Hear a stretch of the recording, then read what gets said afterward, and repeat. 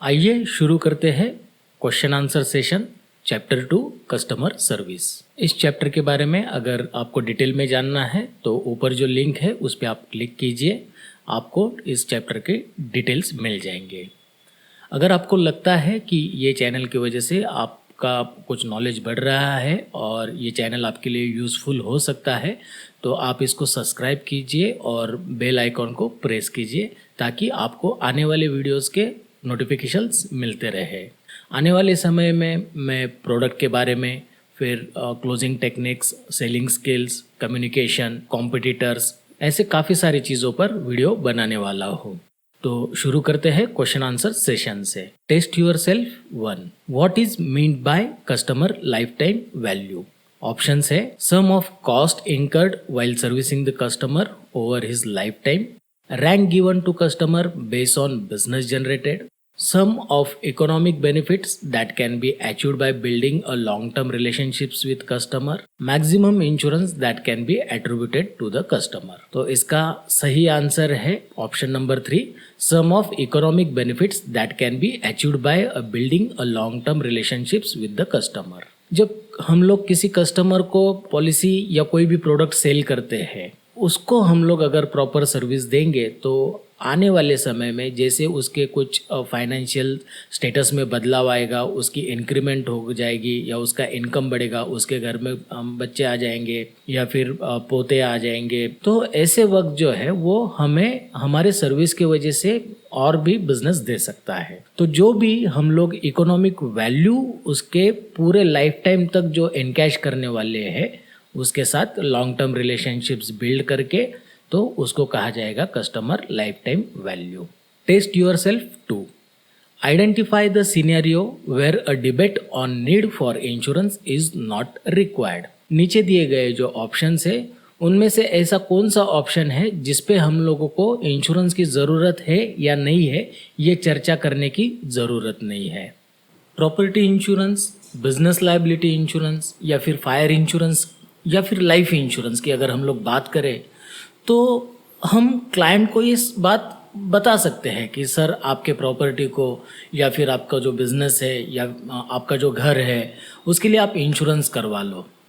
तो ज़रूरी नहीं है कि हमारी बात करने पर कस्टमर जो है वो इमीडिएटली पॉलिसी लेने को रेडी हो जाएगा, क्योंकि वो उसको अगर लगता है कि उसकी प्रॉपर्टी का जो भी वैल्यूएशन है या फिर उसका बिजनेस का जो भी लायबिलिटी है या फिर उसके घर को अगर आग का रिस्क भी है, लेकिन वो इतना सक्षम है कि वो उसको बेयर कर सकता है, उसमें जो उसका लॉस होने वाला है वो उसको बेयर कर सकता है, ये अगर उसका कॉन्फिडेंस है तो वो आपसे पॉलिसी नहीं भी खरीद सकता है।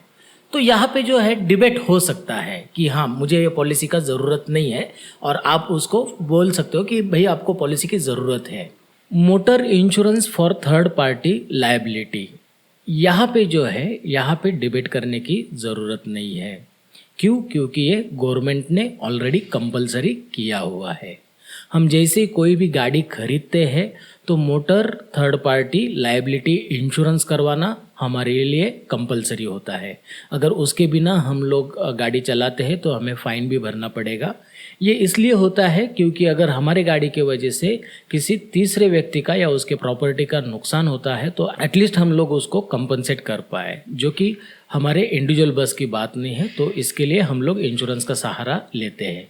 तो थर्ड ऑप्शन जो है इसमें कोई भी ज़रूरत नहीं होती है डिबेट करने की। Test yourself 3। As per the consumer protection act 1986 who cannot be classified as a consumer? Option है hires goods services for personal use, a person who buys goods for resale purpose, buys goods and services for considerations and uses them, uses the services of another for consideration. तो इसका जो answer है वो option 2 है, a person who buys goods for resale purpose cannot be classified as a consumer. मतलब जो व्यक्ति कोई भी चीज़ खरीदता है दोबारा से बेचने के लिए उसको कंज्यूमर नहीं बोल सकते। कंज्यूमर वो होता है जो प्रोडक्ट या सर्विस को कंज्यूम करता है। तीनों ऑप्शंस में कंज्यूमर है ये कंफर्म हो जाता है, बस ये दूसरा ऑप्शन है जिसमें रिसेल पर्पस के लिए गुड्स को खरीदी करने वाला व्यक्ति है, तो ये कंज्यूमर नहीं होगा। Test yourself 4. What does not go on to make a healthy relationships. ऐसी कौन सी चीज़ है जिसमें हेल्दी रिलेशनशिप्स स्थापित नहीं हो सकते.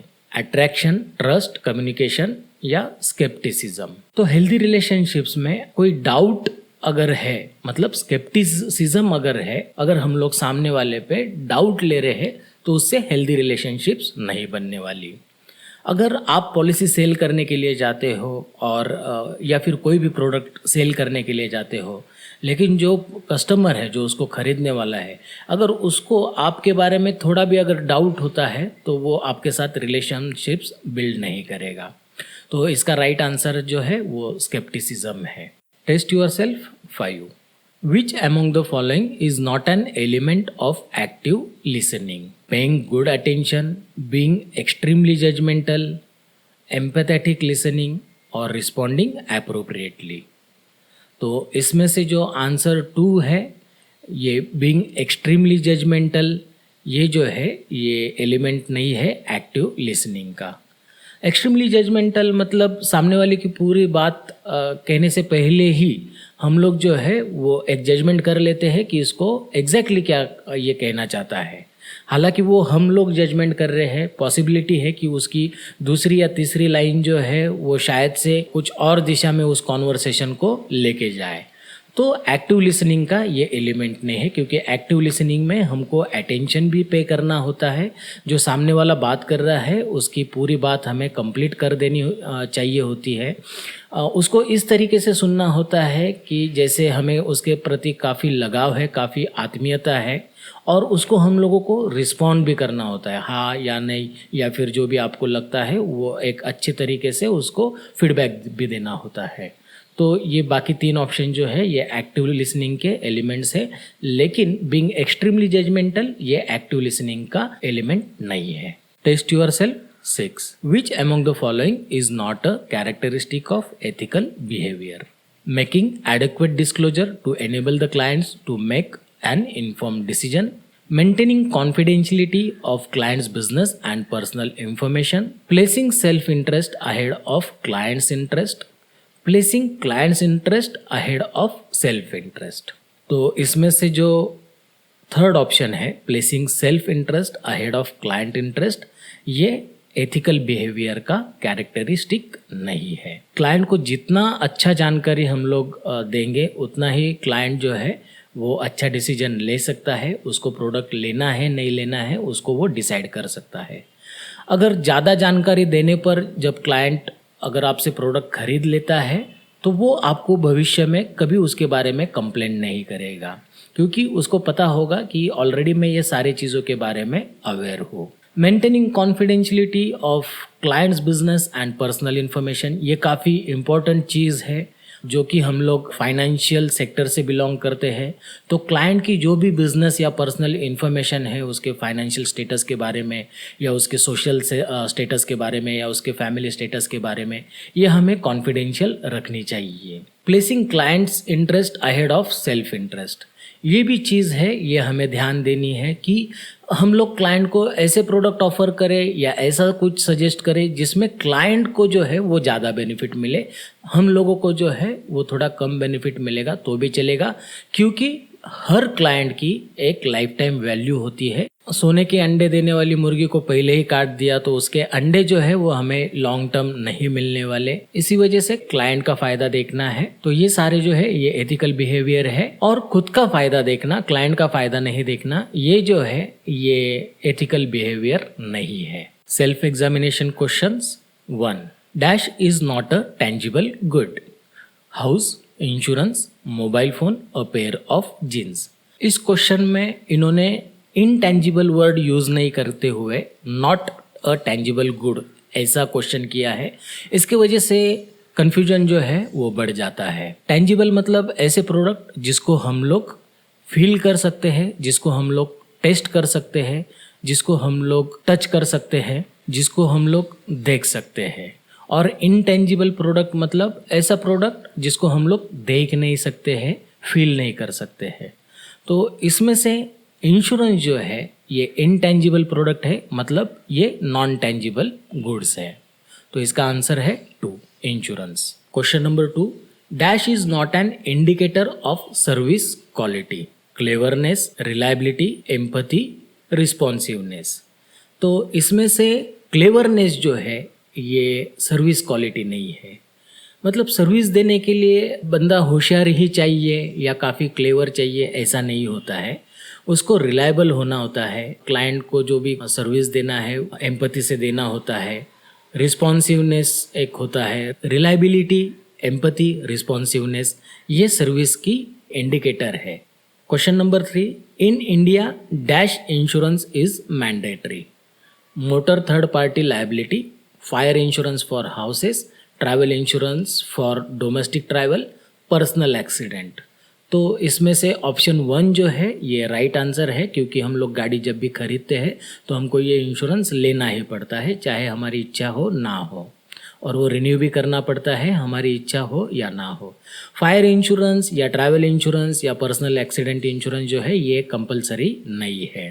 Question number 4, one of the method of reducing insurance cost of an insured is reinsurance, deductible, co-insurance और rebate।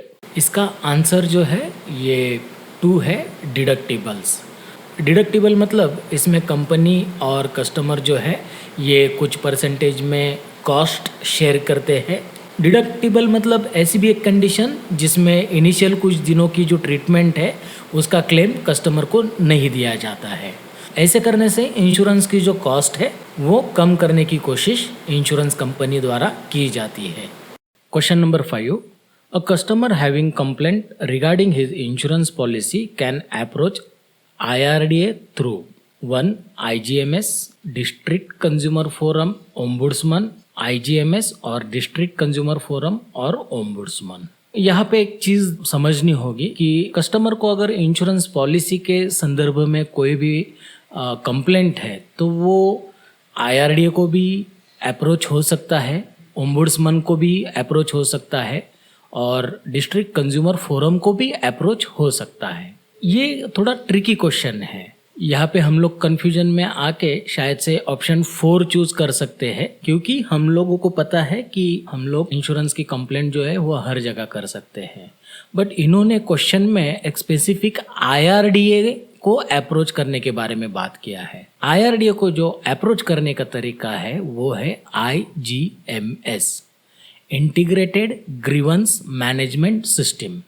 मतलब ये एक ऐसी प्रणाली IRDA ने डेवलप की है जिसके थ्रू क्लाइंट की जो भी कंप्लेंट्स है वो एकदम आसानी से रजिस्टर हो और उसके ऊपर तुरंत सॉल्यूशन भी प्रोवाइड किया जा सके। तो इसका आंसर जो है ये 1 है, IGMS। Question number 6, consumer protection acts deal with complaint again insurance companies, complaint again shopkeepers, complaint against brand या फिर complaint against insurance companies, brands and shopkeepers. तो इसका आंसर 4 है, complaint against insurance companies, brands and shopkeepers. Consumer protection act के तहत कोई भी brand, कोई भी प्रोडक्ट या सर्विसेज के बारे में हम लोग कंप्लेंट कर सकते हैं। Question number 7, dash has jurisdiction to entertain matters where value of goods or services and compensation claim is up to 20 lakhs। Options है high court, district forum, state commission, national commission. तो 20 लाख रुपए तक के goods या services की complaint जो है हम लोग डिस्ट्रिक्ट फोरम में कर सकते हैं। 20 लाख से 100 lakhs मतलब 1 करोड़ तक की जो कंप्लेंट है वो हम लोग स्टेट कमीशन में कर सकते हैं, और 1 करोड़ से ऊपर जो भी प्रोडक्ट या सर्विस की जो भी कंप्लेंट है वो हम लोग नेशनल कमीशन में करते हैं। तो इसका आंसर है district forum. Question number 8, in customer relationship the first impression is created. Customer relationship में आपका जो फर्स्ट इंप्रेशन है वो किससे क्रिएट होने वाला है? By being confident, by being on time, by showing interest. तो इसका आंसर जो है वो 4 है by being on time, showing interest and being confident. Customer relationship में फर्स्ट इंप्रेशन क्रिएट करने के लिए ये तीनों चीज जरूरी है। आप टाइम पे पहुंच रहे हो लेकिन आप कॉन्फिडेंट नहीं लग रहे हो तो आपके कस्टमर जो है वो आपसे दूर जाएगा। तो ये तीनों चीज जो है ये इंपॉर्टेंट होती है। Question number 9, select the correct statement. Ethical behavior is impossible while selling insurance. Ethical behavior is not necessary for insurance agent. Ethical behavior helps in developing trust between the agent and the insurer. Ethical behavior is expected from the top management only. तो इसका जो right answer है वो 3 है। Ethical behaviour helps in developing trust between the agent and the insurer. मतलब insurance company और agent के बीच में एथिकल बिहेवियर के वजह से एक ट्रस्ट उत्पन्न हो सकता है। पहला जो ऑप्शन है कि सेलिंग इंश्योरेंस सेलिंग में एथिकल बिहेवियर रखना इम्पॉसिबल है, तो ऐसी कोई बात नहीं है। हम लोग जितना एथिकल बिहेव करेंगे इंश्योरेंस सेलिंग में उतना ज़्यादा बिजनेस हमको मिलेगा। Ethical behaviour is not necessary for insurance agent, ये भी रॉन्ग है क्योंकि एथिकल बिहेवियर जो है वो हर जगह पे ज़रूरी है और इंश्योरेंस एजेंट्स को भी एथिकल बिहेवियर से काम करना चाहिए अगर उनको लॉन्ग टर्म काम करना है। Ethical behaviour is expected from the top management only, तो ऐसा ज़रूरी नहीं है एथिकल बिहेवियर जो है वो टॉप मैनेजमेंट हो, मिडल मैनेजमेंट हो, कोई भी स्टाफ हो या फिर कोई भी कंपनी के क्लास 4 हो या फिर एजेंट्स हो या क्लाइंट हो, तो इन सब ने एथिकल बिहेवियर जो है वो रखना है। तो आंसर जो है ये 3rd है। Question 10, active listening involves paying attention to the speaker, giving an occasional nod and smile, providing feedback. Paying attention to the speaker, giving an occasional nod and smile and providing feedback. तो active listening जो है इसका answer है point 4। हमें customer के पास attention भी रखना है, फिर हमें उसको बीच बीच में उसके जो भी क्वेश्चंस है या जो भी हम लोग उससे बात कर रहे हैं तो हमें उसको हाँ ना जवाब भी देना है। तो जब हम लोग किसी की बात सुनते हैं तो हम एकदम बारीकी से उसकी बात सुनते हैं ताकि हम लोग कुछ मिस आउट नहीं कर रहे हैं। फिर हम लोग बीच बीच में हमारी जो गर्दन है वो हिलाते हैं कि हाँ ऐसा है या नहीं ऐसा है, और हम लोग बीच में स्माइल भी करते हैं और हमें फीडबैक भी प्रोवाइड करना होता है कि हाँ ये आप जो बोल रहे हो ये सही बोल रहे हो या फिर आप जो बोल रहे हो ये गलत बोल रहे हो। तो एक्टिव लिसनिंग में जो है ये तीनों पार्ट जो है वो आते हैं, तो इसका आंसर जो है ये 4th है। तो इस चैप्टर के लिए इतना ही, मिलते हैं नेक्स्ट चैप्टर में।